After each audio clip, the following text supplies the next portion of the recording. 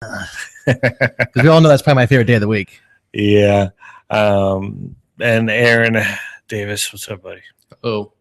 Who? Oh, it's in English today. Yeah, it is. Oh. It's in English. But what would be the main story tonight?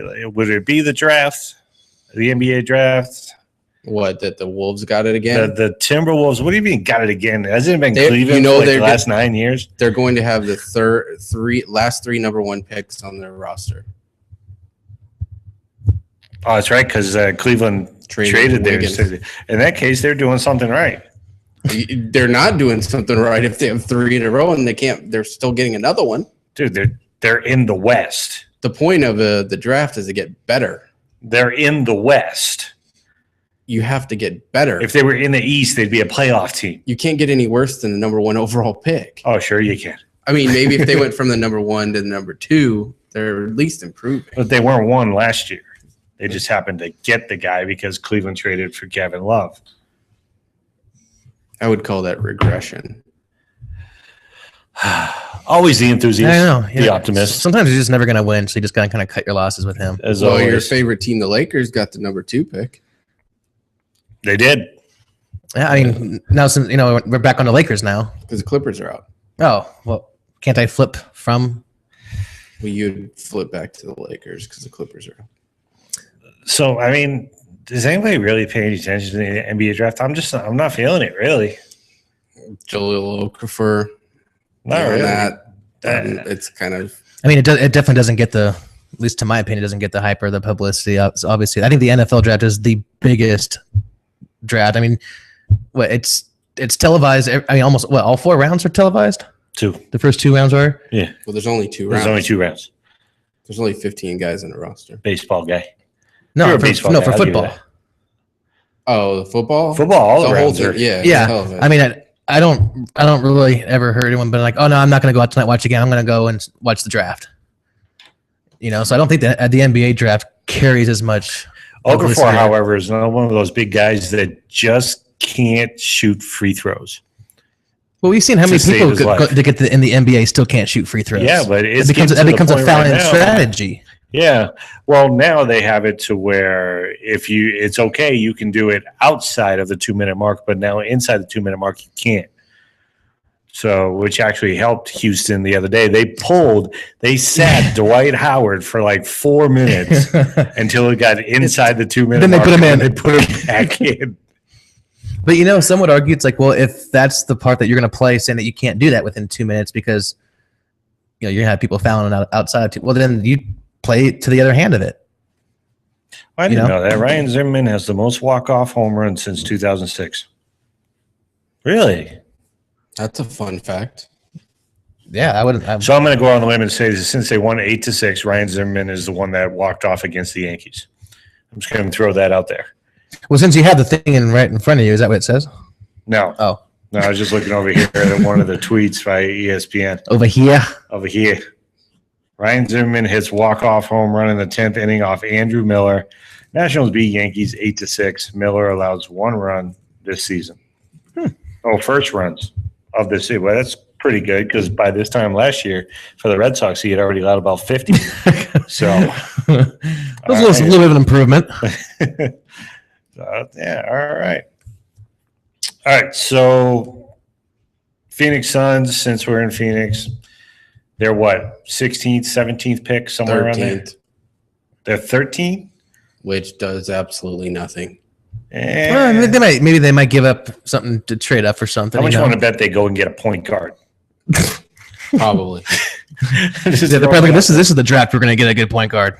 They need to throw all their money at DeAndre Jordan. At Jordan? Yeah. Why? Because he's a center. There's only 2 in the league. I know, but he's really not an offensive center. Now, granted, they'll improve on defense. Right. But they still can't score against the defense in the West. There's only 2 centers in the league. Get one of them. No. Yes. No.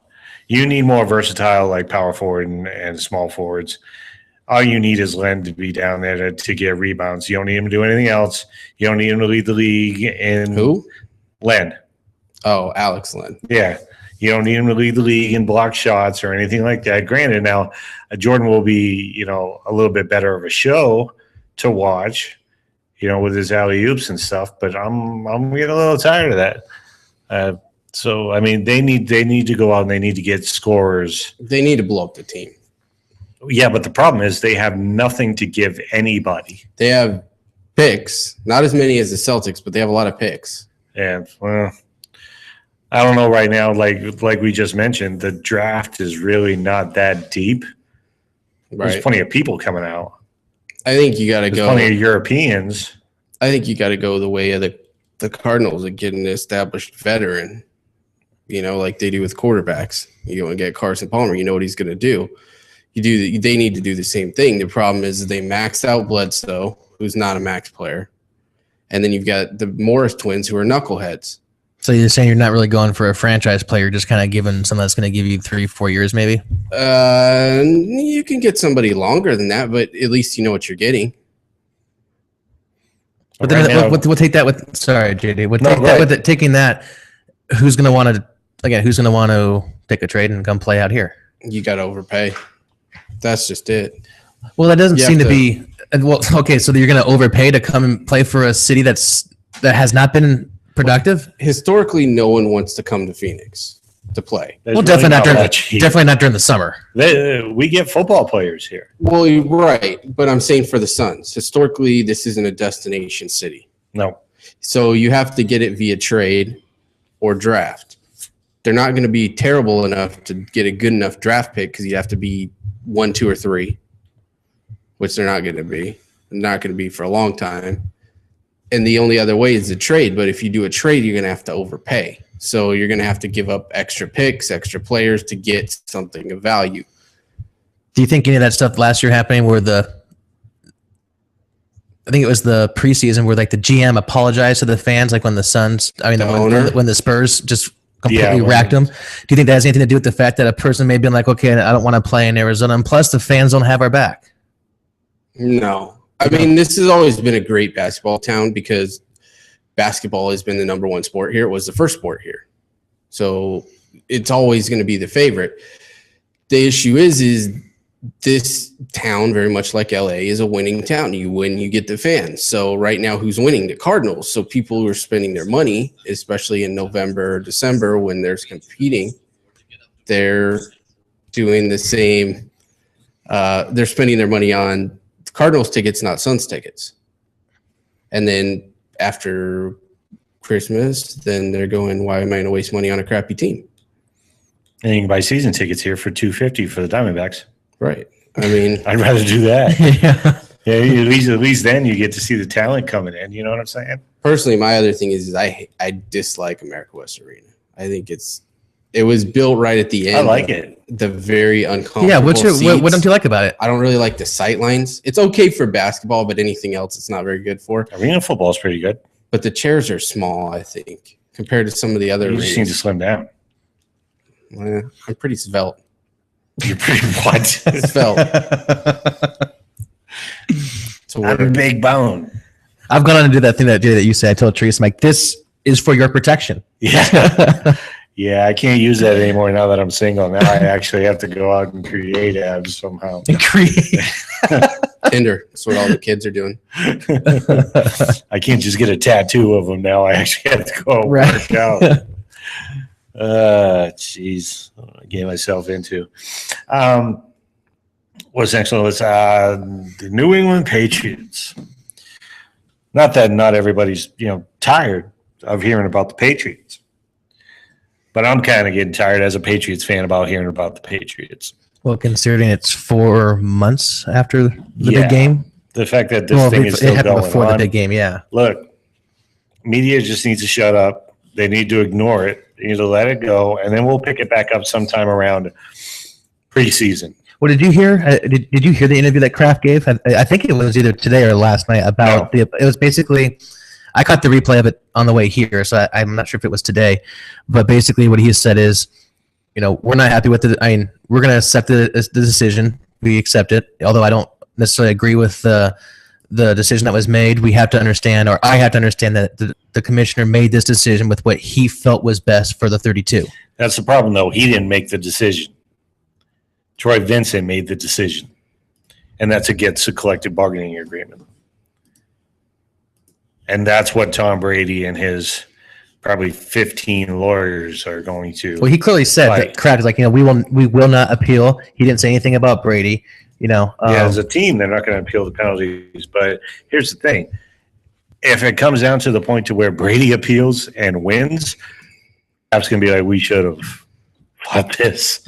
Well, but it's only $1 million. I mean, I think doesn't NFL fines, like a percentage of NFL fines, don't they go to charities? Supposedly. Yeah, who knows? They don't really track it. But we were talking about it on Saturday. I mean, they don't track air pressure either, apparently. The Patriots actually make money by having Tom Brady suspended. So what do they care about $1 million? Yeah. It's more of the draft picks, I think, is more of a concern. Yeah. Yeah, they get to save money because they don't have to pay for a first-round pick next year. True. So now they can go out and spend it on free agency. I think Brady's going to appeal. They're going to get 2 games. And that's fine. I don't think you should get any again. I'm sorry. I'm all for convicting somebody. I'll give the death sentence if the evidence is there, but it's just not there. Well, I know all the haters want it to be there, but I mean, I've talked to about 50 people that all say Brady should be suspended. I ask them why. They say because he cheated, and I invite them kindly onto the show to prove it, and that's where their argument stops. Because you can't prove any of it. It's the first time I've ever seen an NFL player suspended for circumstantial stuff. He said, she said stuff. I mean, I agree with you. There's not a lot of evidence, but there is no evidence. You can't mess with the integrity of the game. That's why I'm okay with the suspension. Well, here's the thing. All right, the whole decision was basically he didn't cooperate. Well, guess what? Now that he appealed and he decided to appeal, he is now voluntarily turning over cell phone, emails, and everything. And when they find nothing, then what? He knew he would have, if he was to appeal, he would have to turn that stuff in. And he appealed. So what do you think they're going to find? Nothing. Well, remember on Saturday when I was mentioning that I really just thought Goodell did this just to try and get some respect back from the fans and the players. I've lost all respect for him. There was one guy that they had this one sports station I listened to. They had a sound clip from a guy that called in, and it was your typical. They're just like, now listen to this guy. And he's like, I'm so glad that New England finally is getting busted. They cheated. They finally. It's like, I just loved it. You know that there's so many people just saying that, and there is, like you said, there is absolutely no evidence, and they're getting so pumped just because someone pointed the finger. Yeah, but now look at the uprising that's going to happen if it's even lowered. Well, then it might come back saying like, okay, you clearly were trying to take a stab at them and had the nothing. reason why I lost all respect. It's not because he came after my quarterback. You give my quarterback. It's not because he came after my quarterback or my team. It's the fact that in 2011 he held up and almost caused a lockout based on the one thing that he argued the most for, and that was to have the right for him to have the final hearsay on any punishment whatsoever, and then he turns around and delegates the right to punish to Troy Vincent. What? You almost caused an entire season to disappear over this, and then you're going to turn around after we give it to you, and you're not going to make the final decision. You're going to delegate it to a former Miami Dolphin, former Buffalo Bill, former Philadelphia Eagle, who a year after he leaves sees his team lose to Tom Brady and the Patriots in the Super Bowl. Really? You don't think Troy went up to him and says, please let me have this? Please, this is my final and probably one and only opportunity I get to get back at him. To get back at Tom Brady, for not letting us make the playoffs at all, and 2, the team that I'm probably going to go into the Hall of Fame for, their only other opportunity to win a Super Bowl, and he took that away. Please let me punish him. Well, I think the bigger fact is they got screwed in that last round of collective bargaining. They got the shaft on the deal all the way around, and it still goes till 2020. Yeah, Players that's 10 years. Yeah. So they're stuck. I mean, they can bitch all they want, but they gave him that power. Right. They gave him that power, but they did not give him the power. He said he is the only person that can hand down punishment. The teams can't do it. He is the only person that can do it. And then he turned around, which is why he is in violation of the CBA. Yeah, but is he? Yeah, I mean, yeah, he is. Here's the thing: if I'm him, It wasn't, I know I'm going to win. It wasn't, we're agreeing to this so you can have a member of your staff come down on us. We're not agreeing to this so we can have your secretary come down on us. We agreed to this because you said you wanted the authority to punish, not anybody else. Not your secretary, not your wife, none of that. You. This is what you fought for. This is what caused us to go an extra 2 weeks and lose 2 more games of football over this. And we gave it to you. And then you didn't use it. Really? Really? Yeah, but if you're him, the way you kicked their ass in the last negotiation, why wouldn't you think you're going to win here? Right. And here's the thing. Would anybody know that Troy Vincent was the vice president of the NFL? It was the executive VP of the NFL if it wasn't for this? Well, aren't the No, because it was like, well, who's he? Yeah, Troy Vincent. That name sounds familiar. Yeah. aren't the players though trying to get a new president though? Oh, they're trying to get a lot of new things. So what if they don't like it? They don't have anyone that can fight for them. But it is against the collective bargaining agreement. There's no way Roger Goodell can argue against that. None whatsoever.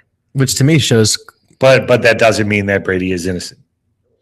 No. All right. It just means that Roger Goodell screwed up. Again. Thank you. So, I mean, here's the thing. I'm getting so tired of everybody saying that the Patriot stuff stinks when everybody has had multiple infractions. Your players are on drugs. They're beating their women. And nobody's talking about that stuff right now because it's all about punishing Tom Brady, which is why this has to stick. Goodell cannot afford to even lower the penalty on Tom Brady. He can't.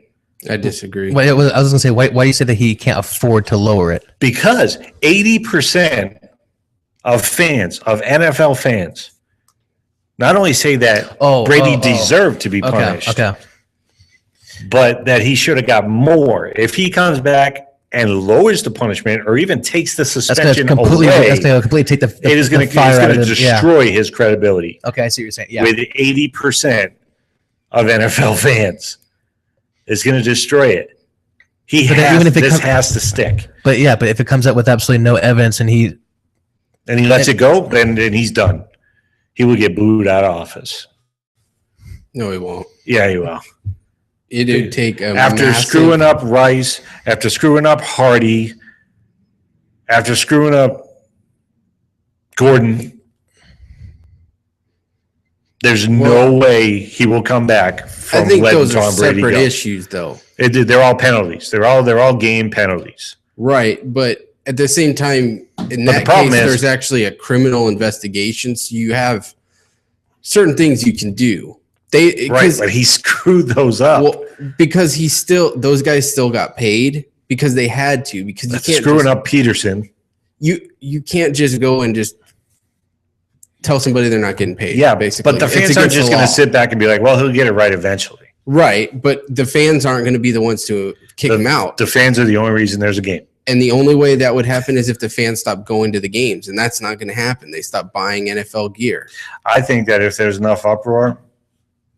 Well, you guys heard about the look at the ratings. Out in New England, there was that those fans were starting a contribution page to help pay for that $1 million. Yeah, that's just funny. I mean, you've got look. I love the Patriots nothing much, but $1 million is nothing to them. It's nothing. And they're making money. We already said that. Yeah, they it's absolutely nothing to the New England Patriots. I mean, honestly, if we called and asked them for $1 million donation, he'd probably actually have to think about it before he turned us down because it's like, do I want to give $1 million to them or give $1 million to them? Like it can be a tax write-off. Yeah, ass. So, Easy now. That's my guy. That's my It's your owner. That's my owner. Oh man. So I mean, it's stupid that we're still talking about this. It's stupid that it's still in the news. The even worse thing is we don't have a set date for this hearing. So it could be the end of June.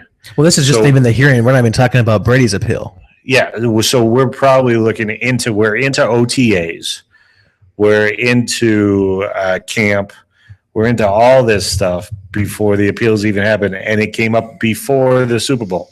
So hypothetical, let's say that let's just give worst case scenario that this takes a little bit longer to play out. Okay, so like you said, it goes into camp, and they make their decision. When Brady appeals, can there be an investigate, or can there be a court battle in season? Like there could be, which would then, if that's the case, then Brady would have to be in the court, or at least for Jonathan mediation. Vilma sued the NFL while still playing. Right, but the only thing he can sue him for is defamation of character. And I think he's got a pretty good case for it. If anything, that's the biggest one. No proof.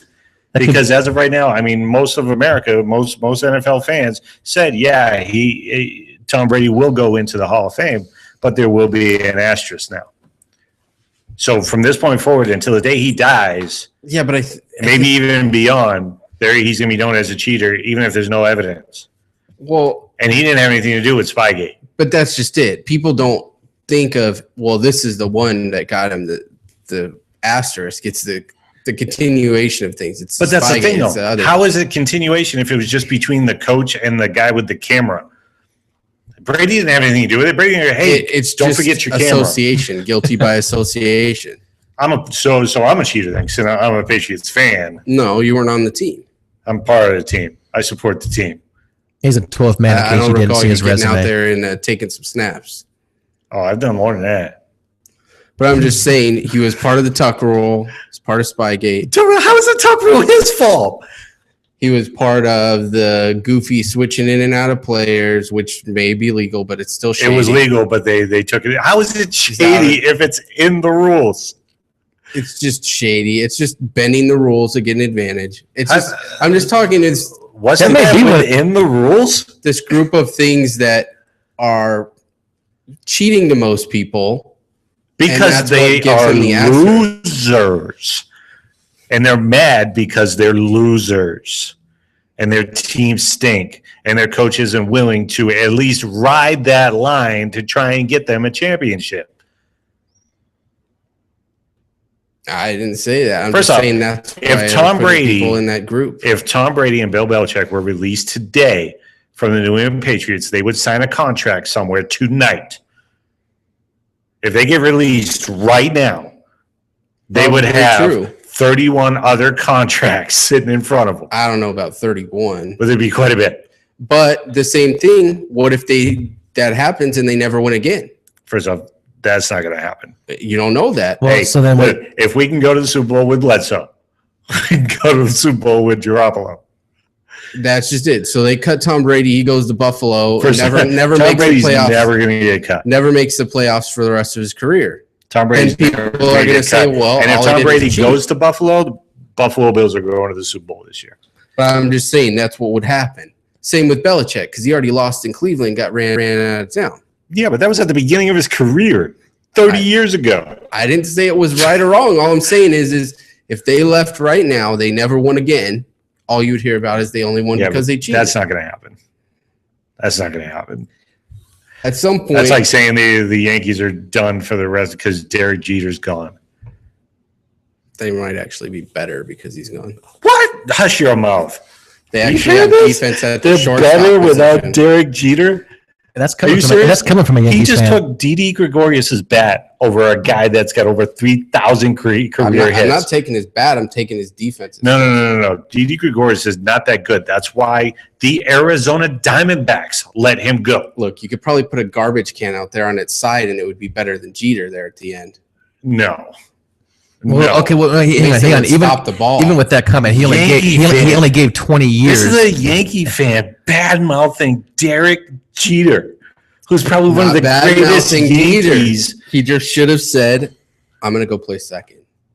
Are you serious? Yes. Didn't he have? And he made the greatest, one of the Didn't he have, greatest, probably the greatest player in my Yankees fan history when he ran over and grabbed that cutoff And front- tossed and hand tossed the whole Giambi. plate. Didn't he have like that was a nice play? Didn't he have like a dozen walk-off hits in his final year? I'm not. He had a walk-off hit. I'm not in his saying he final wasn't game. a bad player. I'm just saying at the end he couldn't play defense. Yeah, he could. Come on, Not man. well. Not well. What's well for a Look, 37-year-old when he was player? DHing, I was very happy. He's Well, way let's better. also not forget that after that the year I'm gonna look before up some stuff the year during break. before his last year he had that fractured or the broken ankle. So Unbelievable. That's the point of a DH. Unbelievable. even with the Yankees, bitter. This guy's one of the greatest. Dude, do you like during the Players break? in Do I need to come over and give you a history. hug like during the break? I know, man. Right in the history. Look, I love of the Jeets, Yankees, but he couldn't play defense at the end. he couldn't play defense. Are you kidding me? He could still hit. Are That's what the DH is for, or first base. Just stand over there. Are people listening to this? I hate the Yankees. We And I'm sure as hell hope so. "What?" Right? Yeah. No kidding. Nope. I was like, You- really? you- I can't stand the Yankees, and I'm defending Derek Jeter. First off, Derek Jeter, Mariano Rivera, two of the greatest Yankees ever. Well, Yeah, probably- definitely two of the best. You know guys. who's Chance. not, and they're retiring his number, which is a joke. Bernie Williams, very good What? player. But But in they're the probably history of the- retiring it because there was that row of about 5 seasons in a row where he was batting over 300. He was the man in center field and had those clutch home runs to In extend the series. history of the Yankees, Not the history, no. he's not that. He's not good enough to get. It was during the time when they were They're putting. going to when they run were out of putting numbers. All right. well, unfortunately, that's what baseball is. But during that time when Williams was in pinstripes, you're talking like what was it? 3 out of 5 World Series during that Very span. good player. Also, very good guitar player. But it doesn't I mean can see he that, gets yes. his number retired. See, I've heard other sports stations talk about that. And some people say it's more of what they did at a certain time for the franchise when things were rolling, as opposed to, well, over your career you won a 300 hitter, but during those 4 seasons when we won, I batted over this. I hit this. I contributed to that because there was the results of a ring at the end, and sometimes that's what people remember. What's your thoughts on Brian Roberts? What about him Your thoughts? as a player? Yes. Better than Jeter? I'd say he's Fielding above wise? average. He's a second baseman. I know, right? But fielding wise, I think he's better. He's younger. Who would you take right now? Jeter or Roberts? You had to pick one. Well, Jeter is the face of your franchise. In But that's when you 40 say, more games, he only had one more error than Roberts. In 40 more games, you only had one more error than your second baseman. okay. You're talking about Brian Roberts, though. The guy who wears contact lenses so he can hit. Compared to Okay, that's almost like John Madden, but like, well, this is a guy that when he's got his contacts and he sees the ball a lot better. He does. That's why he said he wear those blue contacts. Or orange or whatever the color they Well, were. good. I would hope you'd put your contacts in so you could see the damn ball. No, he had tinted ones so he could pick up the ball movement better. Didi Gregorius right now has worse fielding percentage than Well, then get him the hell out of there. than Derek Jeter did. And he's Look. got almost half the errors that Jeter did last year, and you're only 30 games in. Then they have Steven Drew as a backup shortstop Oh. too, who is probably a better hitter than ever. Don't get me started on Steven Drew. Steven Drew has 971 fielding percentage too.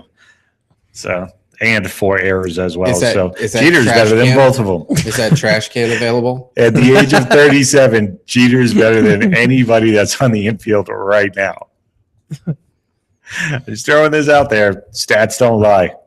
I'm old school. I want my shortstop to be not get a lot of hits, play very good defense. What?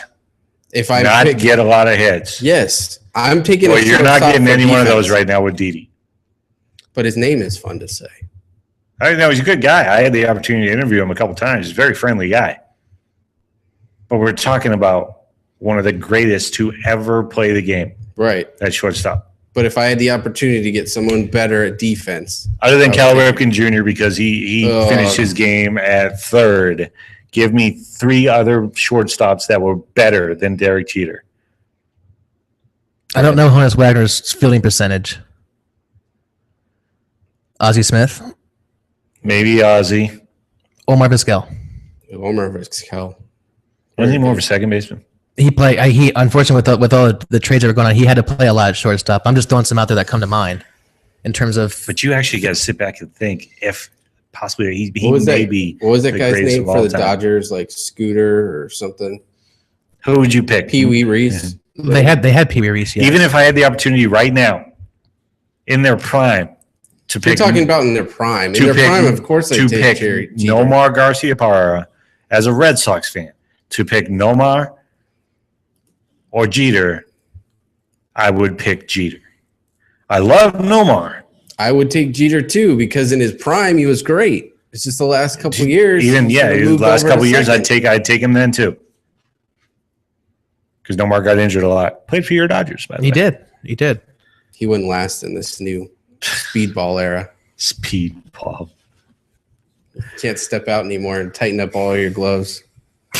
Where's Derek Jeter rank all time for shortstops for you, Brent? Since you're more the I would historian. definitely put him in the top 5. With Ozzy. Would you put Repkin as a shortstop? I mean, he played majority of his career. That's short.